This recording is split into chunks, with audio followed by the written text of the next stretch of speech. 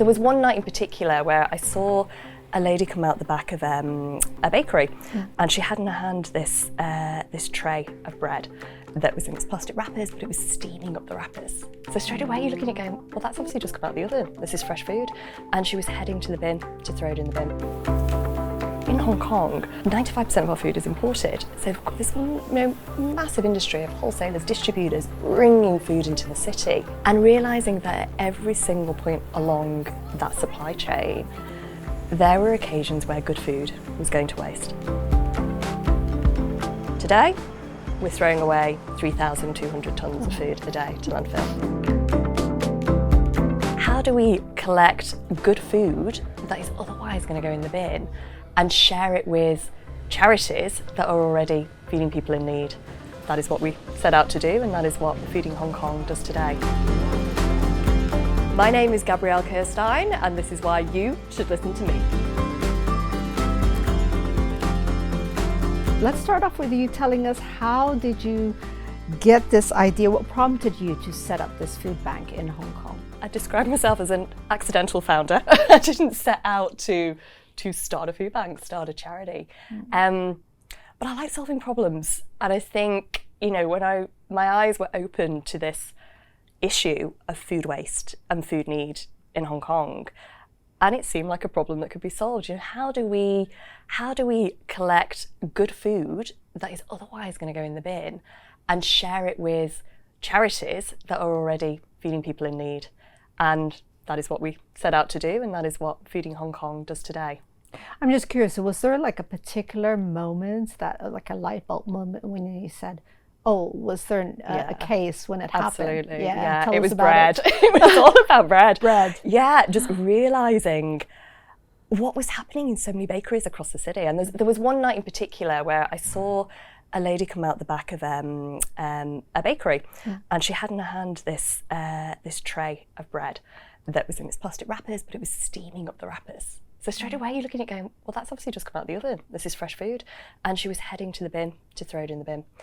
But she was just doing her job, and this is what I very quickly kind of established, was that what most bakeries were doing across the city, and this is back in 2009, and seeing that and just thinking, okay, well, this is one bakery, and then realising it was happening in multiple bakeries, and then thinking, well, that's only one type of food company. What's happening?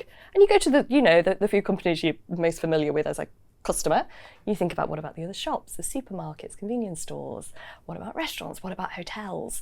But then you start to look at all the companies behind them, because in Hong Kong, 95% of our food is imported. So we've got this massive industry of wholesalers, distributors bringing food into the city, and realising that at every single point along that supply chain, there were occasions where good food was going to waste. And then on the other side, I was starting to volunteer with some small charities in Hong Kong, small shelters, and just seeing how they were doing these amazing things, but with so little resources, so little money, but we're providing a bed, we're providing 3 meals a night for their clients, and just thinking these charities are really struggling to raise money to be able to buy food, and yet there is this good food that is being thrown away. And so it was those two sides, and really kind of looking at how can we bring them together.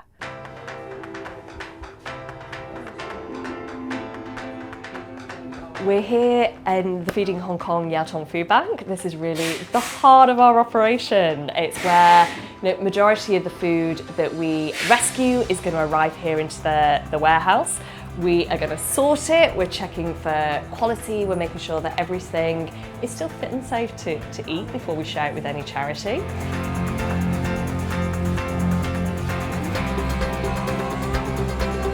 So as well as shelf-stable, ambient products, we also handle frozen foods and fresh and chill products. So to just give you a sense of the scale of the operation, last year we rescued over 1,200 tonnes of food and supported the equivalent of 3.7 million meals. And so it just goes to show that, by working together in partnership with food companies to rescue food that otherwise is going to waste, we can turn an environmental problem into a social solution. Tell us, what is the current state of food wastage in Hong Kong? Is it worsening? Is it getting better? Is there greater awareness? Where do we start?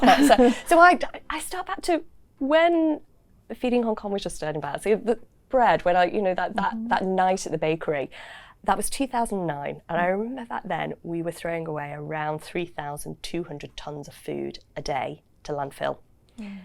Today, this year, we're throwing away 3,200 tonnes of food a day to landfill. We've had some ups, we've had some downs. Compared to last year, we have reduced, so there is some good news there. But look at it over that long term. We really are no different to where we were, over 15 years ago. So we do have a lot of work to do. I think the positive side of this is there is such greater awareness now than there was when we were starting. In 2009, nobody was talking about food waste.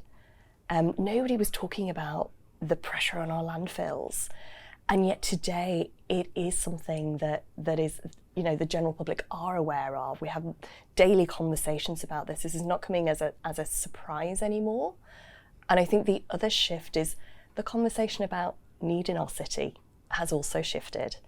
15 years ago, I remember somebody I met very early on and was talking to about what we wanted to do in terms of starting a food bank. And their response was, but we don't really have poverty in Hong Kong. There isn't any real hunger in Hong Kong. But the reality is that we have, over 1 million people in the city that are living in poverty, that are struggling to afford 3 meals a day. What does that mean? That, the poverty line in Hong Kong is $5,000. So to think that we have over 1 million people that are trying to survive on that kind of budget. So there are people in need. So how can we take what is an environmental problem and turn it into a social solution?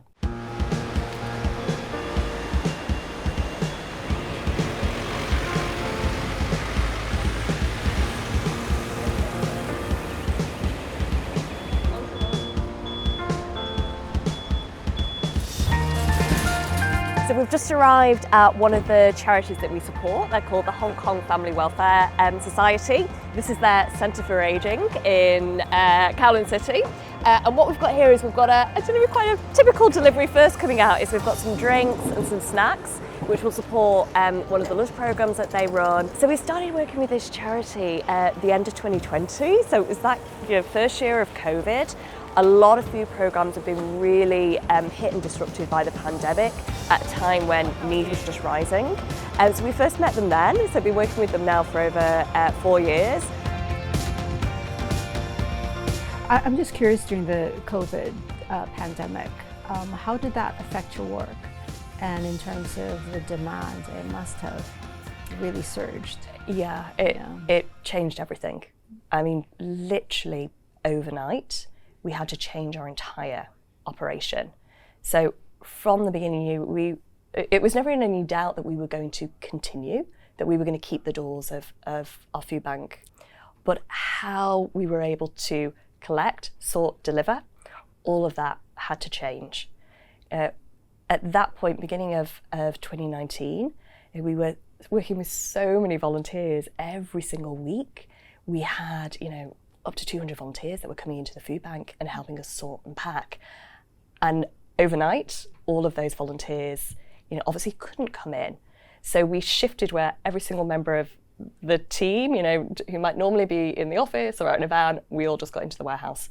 And we had food, so it was looking at how can we sort this food, pack this food. Not all charities, everybody was trying to figure out how could they carry on in a way that was safe for their teams and was safe for the communities they were serving.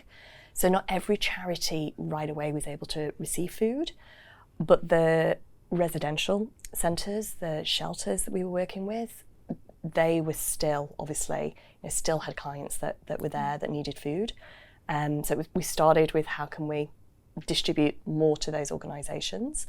And then one by one, as our partners kind of figured out how were they going to work with their own communities. It was really just working with them to find the best solution to share food. Let me ask you, so in such an affluent city as Hong Kong, but with this widening gap between rich and poor, do you think food banks are the solution to this problem? Yeah, I think that there is no one organisation or individual that is the solution.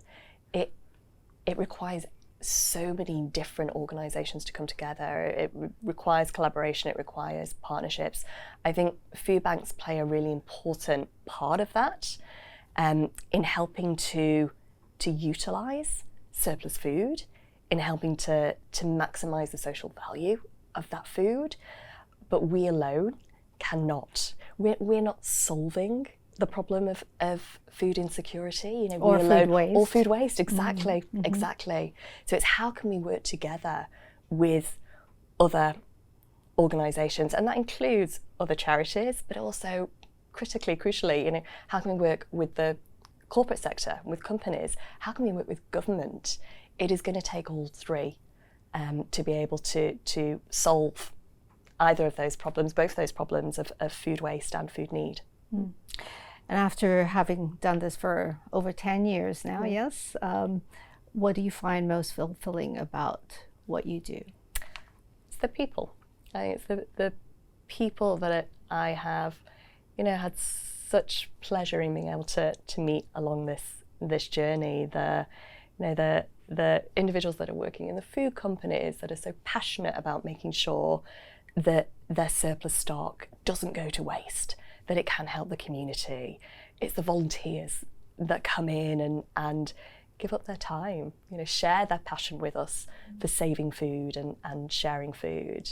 And then the charities, that's one of my favourite things, and something that I'm hoping this year to be able to do a lot more, is to go out and spend more time in the community and just seeing how, food really can transform communities and transform lives. It is the most basic of needs, but it's more than that. It's how food can bring people together.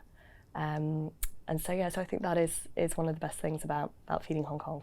Yeah, on that note, we'll wrap it up here, and thank you so much, Gabrielle, for your time. Thank you. It's been a pleasure to be here. Thank you.